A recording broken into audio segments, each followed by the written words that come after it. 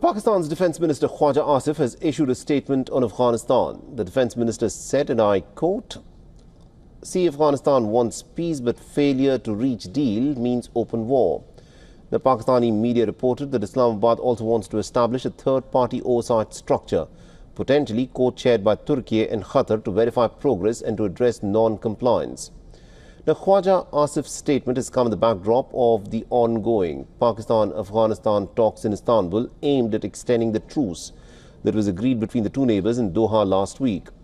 Now, earlier, the Taliban chief spokesperson Zabiullah Mujahid said that the talks will focus on the remaining issues related to the truce deal.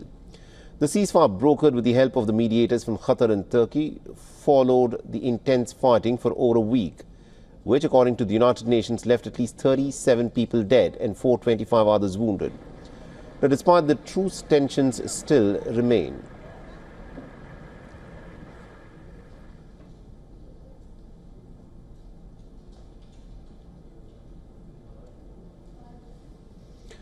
The days ahead of the talks, the Tehreek-e-Taliban Pakistan issued an open threat to the Pakistani Army Chief Asim Munir. In a string of videos, one of the TTP's top commanders is seen daring Asim Munir to show up on the battlefield himself if he is a man. The militant group challenged the Pakistani field marshal to face the militant group instead of sending helpless soldiers to the ground to get killed.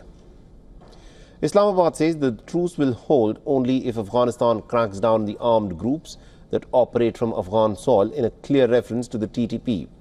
On the other hand, the Taliban-led government has accused Pakistan of creating a false narrative about the Durand Line.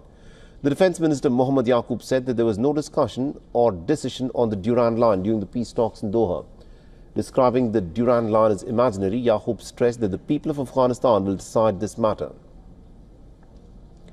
Now, the Durand Line, remember, was drawn by the British over 130 years ago.